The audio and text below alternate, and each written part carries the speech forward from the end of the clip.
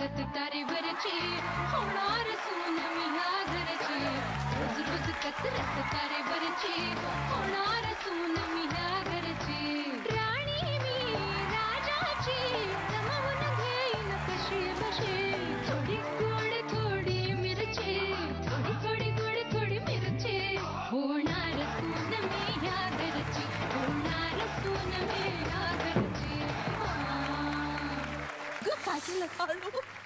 Sorry मला शेवटची step माहिती नव्हती. मी फार एक्साइटमेंट मध्ये आधीच पाय खाली टाकला आणि ते कसं झालं.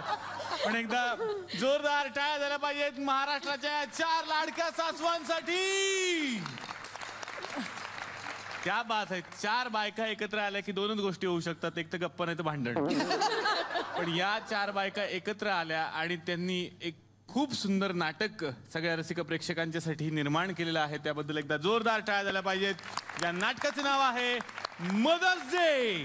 आणि या नाटकाच्या निमित्तानं आज या 4ही सासवा, आता नाही म्हणणार मी, मैत्रिणी असं म्हणणार आहे, या मैत्रिणी इकडे आलेल्या आहेत. कारण सगळ्या खूप यंग आहेत. 16 वर्षाच्या तरुणी असं मी म्हणतोच इकडे कोणी आलं की. तर मी अतिशय मनापासून या मंचावरती स्वागत करतो पौर्णिमा तळवलकर यांचं. जोरदार टाळ्या झाल्या पाहिजेत सुहिता थत्ते मॅम यांच्यासाठी. जोरदार टाळ्यांनी पुन्हा एकदा स्वागत करूया सुप्रिया पाठारे यांचं. आणि जोरदार टाळ्या स्मिता सरवदे यांच्यासाठी. तर मदर्स डे या नाटकाविषयी सगळ्यांनाच उत्सुकता आहे. मी सुहिता मॅम तुमच्यापासून सुरुवात करतो. काय आहे मदर्स डे? मदर्स डे एक कॉमेडी आहे. मदर्स डे मध्ये हसू आणि आसूचा मिलापही बघायला मिळेल. वा. मदर्स डे ही आमच्या चौघींच्या मैत्रीची गोष्ट आहे.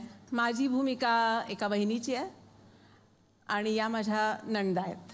अच्छा, या सगळ्या आता सासवांपासून नणंदा असा प्रवास चालला. उलट चाललंय हळूहळू. हो, हळूहळू आम्ही तरुण होत जाणार आहे. हळूहळू बहीण, मग नंतर मुलगी, लहान मुली. तू यंग म्हणालास ते करेक्ट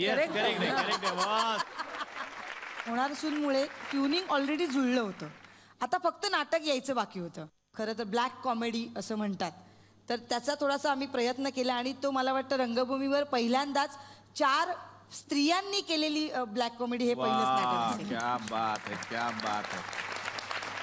पण साधारणपणे काय कथानक आम्हाला बघायला मिळणार आहे? ही आमची वहिनी आहे आणि आम्ही तिच्या 3 नंदा आहोत. तर आई आमची आजारी असते आणि मग कशा गोष्टी घडत जातात. म्हणजे आई आजारी आहे तर मग तिला सांभाळायचं, मग कोणी सांभाळायचं, कसं सांभाळायचं, किंवा सांभाळल्यानंतर कोणाला जास्त फायदा होणार आहे आणि कोणाला तोटा होणार आहे, अशा त्या सगळ्या गोष्टी आहेत. आणि मग त्याच्यातनं जशी परिस्थिती बदलते तसे माणसाचे स्वभाव बदलत जातात आणि मग ते स्वभाव कसे बदलतात याचं नाटक हे म्हणजे मदर्स डे. वा वा वा. पौर्णिमाजी, तुमच्याकडे मला आता यायचं आहे की या नाटकाच्या निमित्तानं यांनी सांगितलं की सगळ्या मैत्रिणी आम्ही एकत्र आलो, खूप धमाल करतो, खूप मजा करतो. काय धमाल होती आता मग तुमच्याकडून ऐकायचं? काय असते? हो ना, करेक्ट. मला डोळेच वाचता येतात. काय माहिती का, मुळात आधी सगळ्या मला छळतात. सुप्रिया कधीतरी तुला काहीतरी बोलते का? कधीच नाही. सुपी कधीच बोलत नाही. सुप्रिया नाही, सुप्रिया काही म्हणत नाही. सुप्रियाने मला नाटक दिलं म्हणून मी तिच्याबद्दल चांगलं बोलले. बरं बरं बरं. बघितलं ना, बायकांनी मला अँकरिंग करावंच लागत नाही, सगळे त्यांचं करतात ते.